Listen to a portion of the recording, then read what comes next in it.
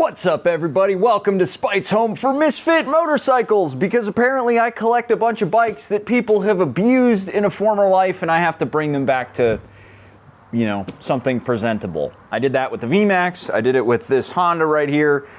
Now I'm doing it with a Harley Davidson because I am a glutton for punishment. So today what we're doing is we are de-Harleyifying this motorcycle as much as I can.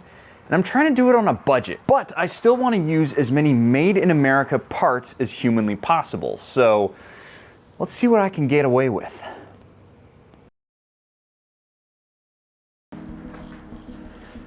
No point in some big dumb preamble. Let's just dive on in. I gotta dig my freaking lift out from under all this junk.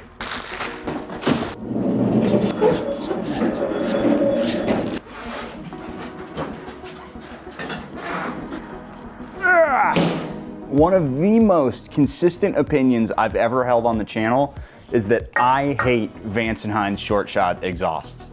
Cannot stand these things. So I think I said they're the first thing to come off this motorcycle. Technically, they're the second. I put a timing cover on there with my logo on it because there's a skull timing cover that was on there. I forgot where I put it, probably in the garbage.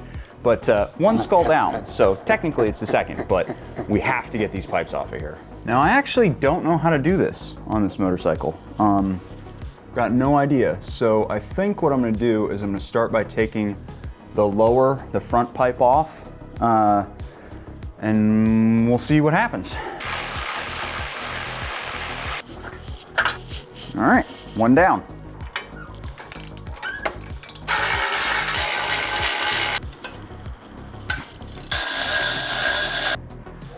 Oh, God damn it.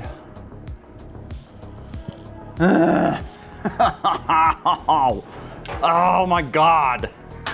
Fuck. Why? I gotta take the pulley cover off.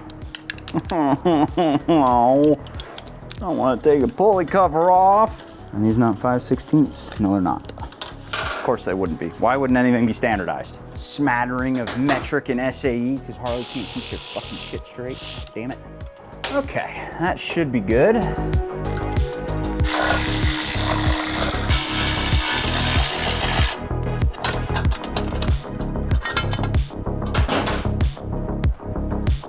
Ta-da! There it is. Yay! All right, since I'm going back to a stock exhaust, I need the stock exhaust bracket. Pulley cover back on.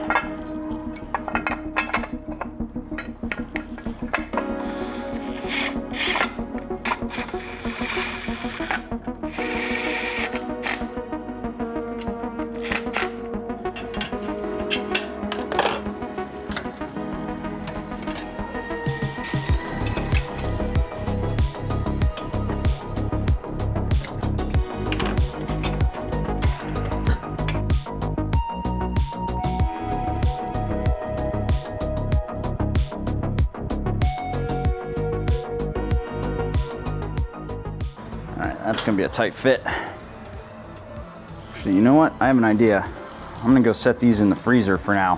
While those are cooling off, I'm gonna get these bars off here because I hate them. So, see how this works.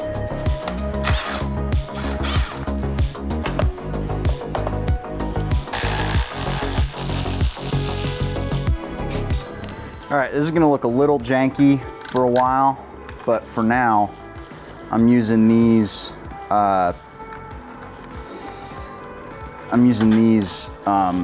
risers because I want to see what they feel like with this amount of sweep on the new bar. Yeah, they're gonna hit the tank. They're not gonna work. Bummer. Kind of like the look of those. Unless they're supposed to go around like that, but that's definitely not right because they're backwards. All right, let's get the headers on.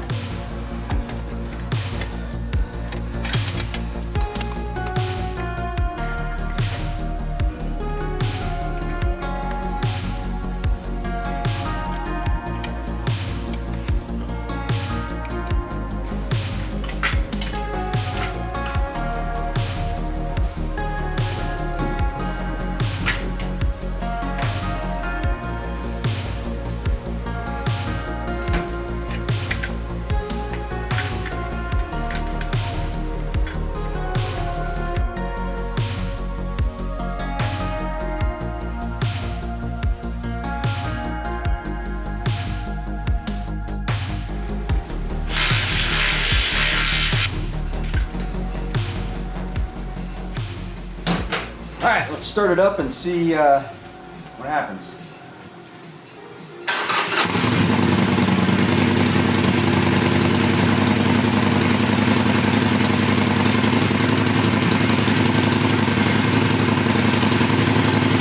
No leaks! Yeah, buddy. Rattled like crazy because the heat shields aren't in place, but we're good. Let's start it up one more time now that I got the heat shields on. Yeah, there it is. Much more gooder. Man, I know this is the stock exhaust and it's not supposed to make any power or anything, but god damn, is that not a gorgeous exhaust. Especially when paired with this motorcycle, it looks so nice. Those are technically off of 48, and man, does the chrome look good. I also have, over here, I have a set of blacked out buckshot style upper heat shields. So I might end up popping those on there. We'll see. Oh, thanks, Freddy. Foreshadowing. Next on the docket, foot pegs, and we'll be getting rid of some skulls. Got it. Nice.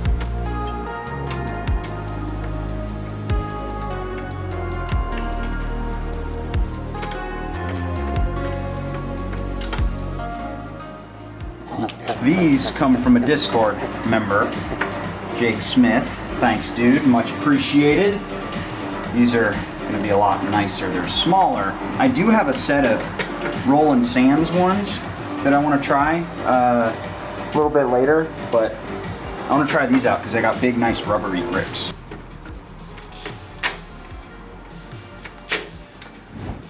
Alrighty, day 2. As you can see, the pipes are here.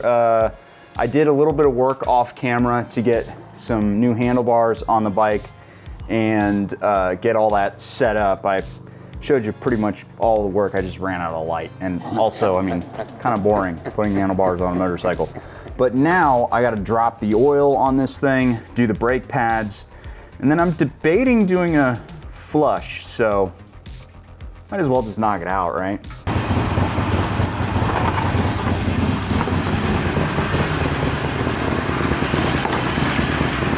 Now, I'm gonna say right off the top, all of this is coming off the dome. So I don't know if this is all I need to do. I'm pretty sure it is, but yeah, I might be wrong. In an effort to not get hot oil all over my hand. Wiggle, pull, there it goes. All right. And then I pull this, and all the oil should come dribbly out.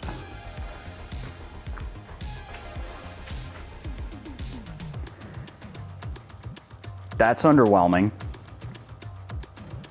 Is that really how it comes out? Is that as fast as it goes?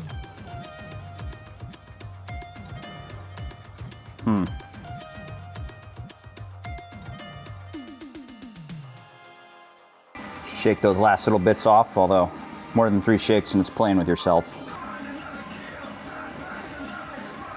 You gotta love Harley. It's so simple that they're just like, you know what? Let's just put a band clamp on there. That'll work. Another thing I love is like, okay, so we've got this little dangly thing here. What are we gonna do with it? We don't want it to smack into the rear tire. We're just gonna take this and we're gonna clamp it to the frame. Problem solved. I mean, if it works, don't knock it, right? Unfortunately, this are dumb. Once I do this, oil's gonna spill all over the front of my motor. Nothing I can do about that. Oh man, that's on way too tight.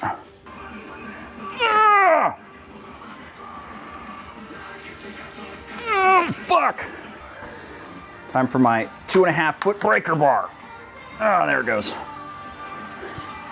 Just because it has a nut on the end, guys, doesn't mean you need to use the nut to get it on there.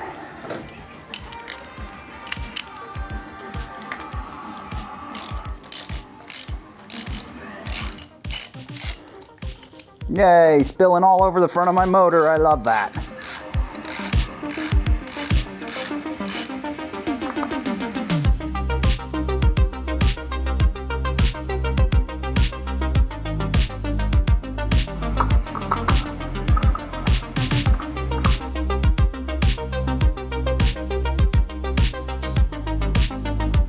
Good enough. Now I'm gonna spray that down with some brake cleaner and get that shit off my motor. It's insane to me that a Harley, the 1200cc motor, only takes 2 quarts of oil. It seems like not enough.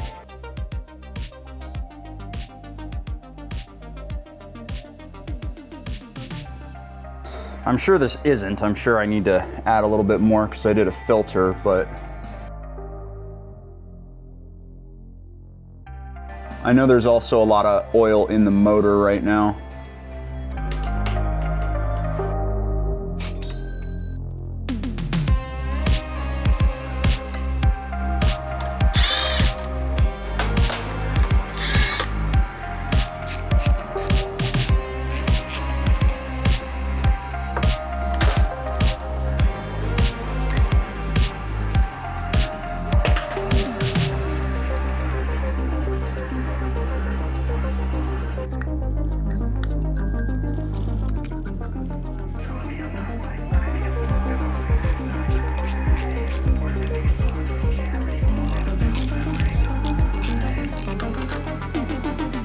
God, these are so easy to work on. Oh my God. That's fucking awesome.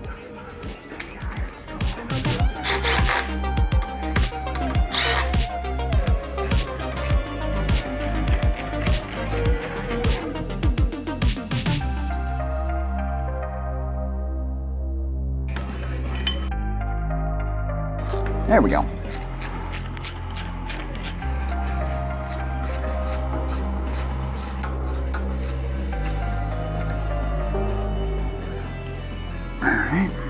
Roughly 5 minutes per caliper. Not bad. Not bad at all. All right, let's bleed this sucker.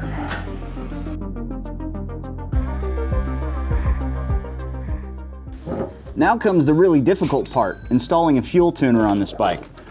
PowerVision 3.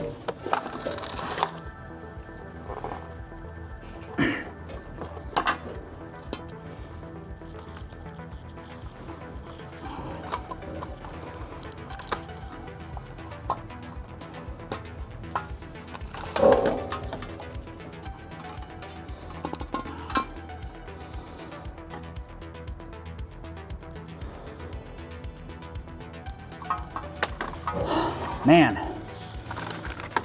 that was really difficult. I don't know how you're supposed to do that if you don't have any experience. All jokes aside, this part can actually be kind of difficult. So I'm gonna get everything installed on my laptop here and then we'll be off to the races. Okay, so let's see here. I've got a high flow air cleaner and I've got the stock exhaust. So right here, I'm looking at 1200 Sportster stock improved, XL 1200 Sportster high flow cleaner, S&S slip-on mufflers, Screamin' Eagle slip-on mufflers with a high flow cleaner, RSD tracker 2-in-1, and Vance and Hines short shots. So I'm thinking probably stock improved. PVT files out of date, will need to be updated with the PowerVision device before opening. Updated now, yes. No PowerVision connected device. It was connected. Searching for tune files. ECU read is required to begin the tuning process. Press this thingy. Pair required. Pair this device. ECU may take a while. Do not turn off the power. Yeah. That'll help so the bike doesn't die. Turn the vehicle off and wait 30 seconds. 1, 2, 3. Ooh, hey, this has auto tune on it. I don't know where they want me to put it. Maybe in the smuggler's pocket because it doesn't actually have a handlebar thing. You know, I did not want to shove this up my ass, but maybe I need to. No PowerVision connected. What the fuck? It is connected. All right, turns out I was a goof. I was using outdated files because I'm using the new fancy guy. The big chunky boy that has the touch screen uses different files. So I've got a stage 2 map on here, the high flow and slip-ons, and the second I started it, I could smell a difference in the exhaust. So let's go take it for a ride. Alrighty guys, so we are out. I've done a little bit of brake pad bedding just because these are new pads that I put on. They are feeling pretty good. I'm pretty sure front right rotor might be smoked, which sucks. But I'm just gonna go with it, see how it feels. I also am running an auto tune. The engine got a little too warm for it to learn. It's got a very specific range that it wants to learn in. Because I've just been going slow through these little neighborhood roads here, getting the pads bedded down, it got a little warm. So, oh, one more thing I forgot to mention. That is a Lepera Daddy Longleg seat that has been sent over by Jesse, who saw the launch video, and he was like, hey, I've got a couple of seats, you want to try them out? And so I'm trying the Lepera today, just because I've never had one. The Harley Tallboy seat looks kind of ugly, so this one was the first one that went on, but I'll try the Harley one probably in another video. But yeah, let's get rolling. I'm pretty sure my clutch switch is busted though, because sometimes the bike will allow me to start in gear, most of the times it won't. One thing I do want to mention is that power-wise, this bike isn't going to improve all that much until any auto-tuning is done. I'm just going to run a handful of auto-tune cycles and just see how it goes, how it improves. I've done this a handful of times actually, and the last time I did it was on the Sportster that we gave away over at Yami Noob. So this is something that I'm relatively familiar with. Now obviously the biggest change that happened in this video is definitely the ergonomics setup, and to be honest, I kind of want to try putting the stock seat back on because I've actually moved a lot more forward on the bike. I feel like I'm less inclined to sit like this and more inclined to get into this like more tight, sporty seating position, which is actually exactly what I wanted out of this bike.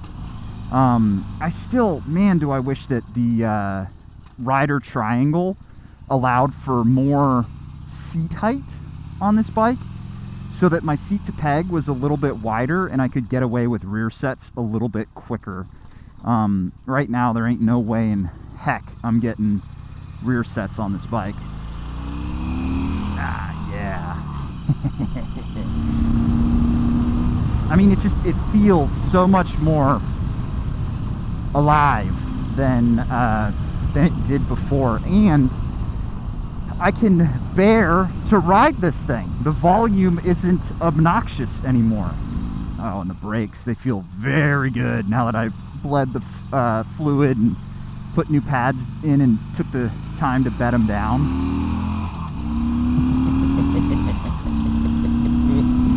Oh man, this thing is not fast, but it is fun, man. That's all I care about. I feel like there might be a little bit more vibration happening at the pegs because the pipes are actually like hard mounted to the frame and they're a lot longer, so there's a lot more inertia happening, but I don't know, it feels nice. Feels really nice. Oh yeah, that front brake feel is good. Oh, that's good. Before it was a lot more ponderous because I think I was running on one set of pads more or less up front, because the right pad on the front right rotor was definitely smoked. I'm not sure if it was dragging or what, but wow, does that feel good now. I adore how easily moddable Sportsters are, man. It is so nice that these things are just, they're simple to modify. They're so easy to modify. it is a little annoying that you have to have SAE and metric tools. It'd be nice if you could just get away with, you know, regular ass metric tools like, you know, every other motorcycle on the planet. But, you know, it is what it is. You buy American, you get some weirdness. Yeah, I almost want to be more forward. I want to be like here. If I was here, honestly, this is a freaking sport bike position, so I might actually look at a short boy seat and see if that actually moves me more forward, because the closer to the front of the bike I am, the better I can lean through a corner. Interesting. I wasn't expecting to want to move forward.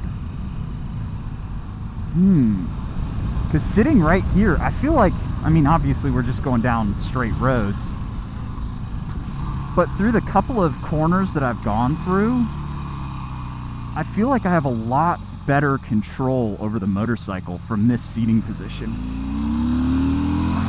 But with the torque, I just slide back into the seat.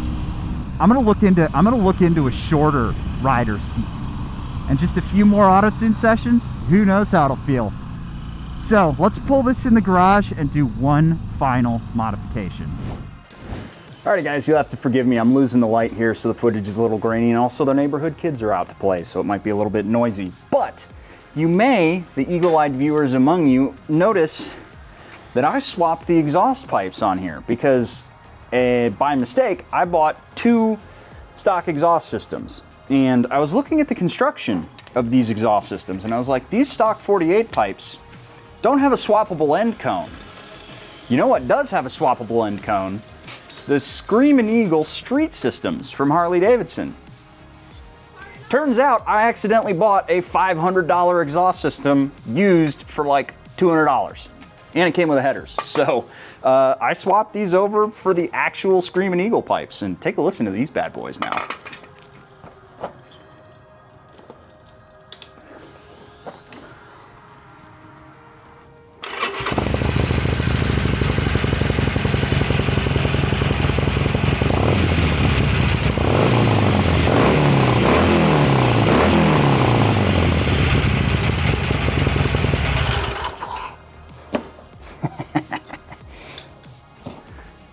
Gotta love a free upgrade, or well, not free, but deeply discounted upgrade. Yeah, I'm surprised that I thought I wasted a bunch of cash, but nope.